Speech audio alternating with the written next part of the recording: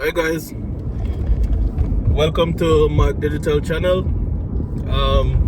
So just wanted to start a conversation around those economic macros out there right now for people that like investing like myself. I mean, it's pretty tough out there right now. I mean, looming recession. Some people are questioning whether we are already in a recession. GDP going down. Some people, you have some really accredited people out there that are also talking about a worldwide recession. Now, again, on this channel, we don't give investment advice, but we do have conversations about what's happening out there,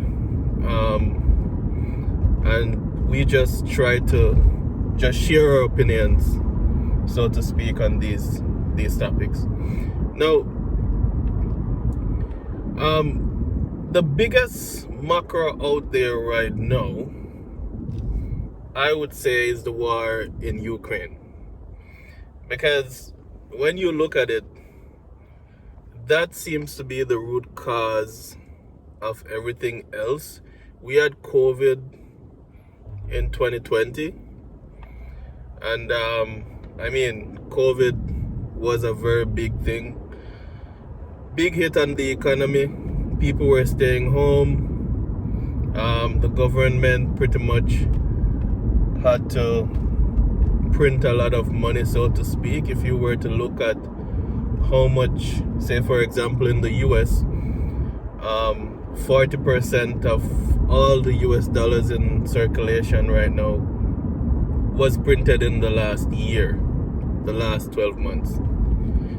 And all of that is just, you have to stimulate the economy if nothing is happening. It's more like keeping a balance, more than anything else. You don't want inflation to be too high,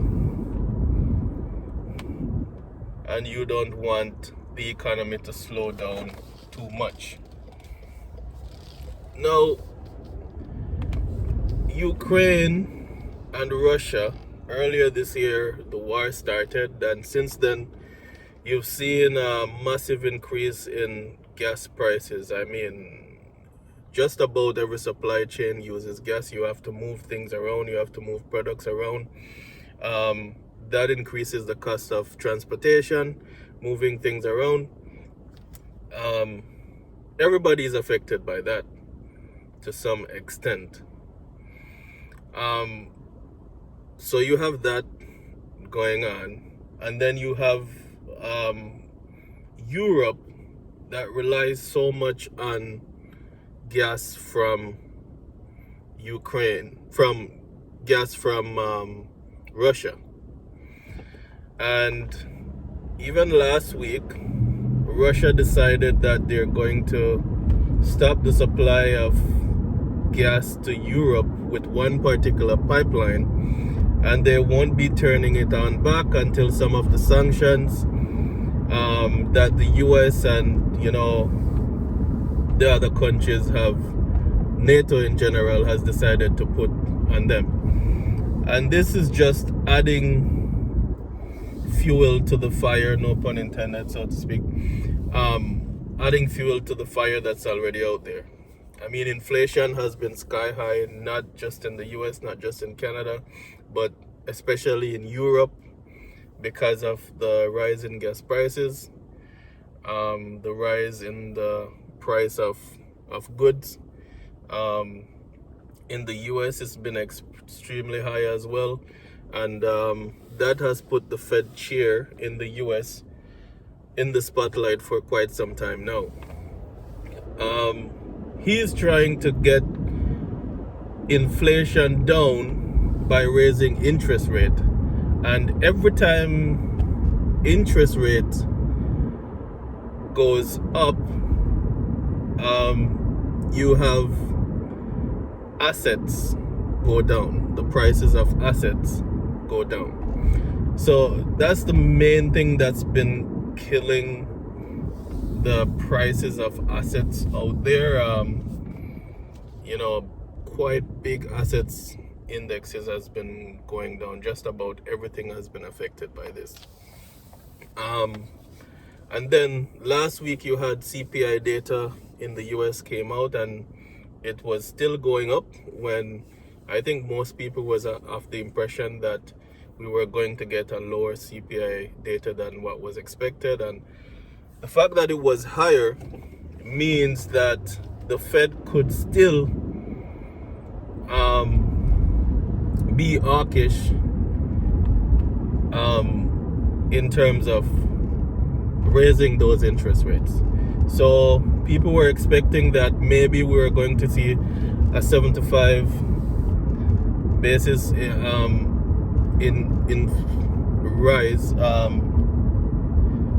in the inflation, in the interest rate, but right now it looks like it could be even higher than the 75, because 75, he has done it at least twice in a row, and still we're seeing the inflation going up.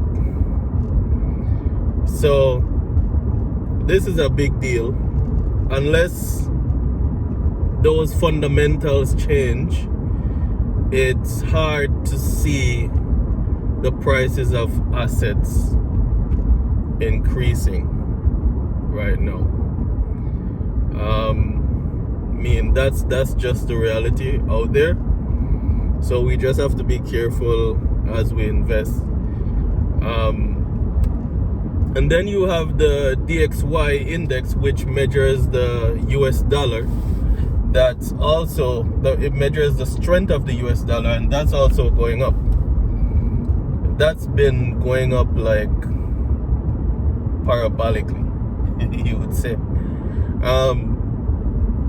And whenever the DXY goes up, cryptocurrency tends to go down. That's the relationship that we're seeing. And with the DXY looking like it's going to keep going up, because unless, we see other currencies start to increase in value, you can expect the DXY to keep going up relative to those other currencies. So the strength of the DXY right now, until gas prices start to go down and these inflation numbers start to go down, the DXY seems to be going up, because Europe is mostly affected by this. So you have the euro, you have the British pound, that has been stronger than the US dollar, is getting a major hit from all these inflation numbers right now. So think that what I'm trying to say here is just stay on top of these macros.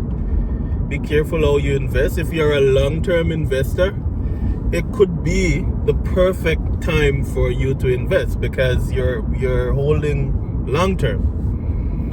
But if you're short-term investor, it looks like we might very well be in a recession, or get a really slowdown of this economy for the next few months going into next year.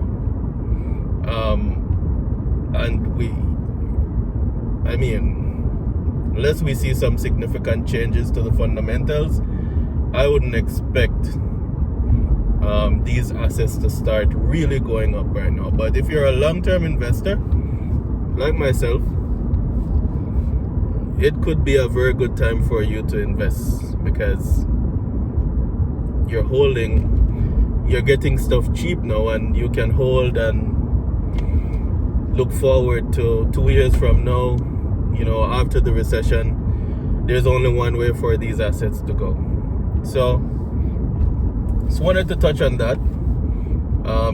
Leave your opinions down in the comment section. Don't forget to subscribe, hit that notification bell, and like the video if you enjoy these contents. Also helps me to decide on the type of contents that you guys like. Have a great day.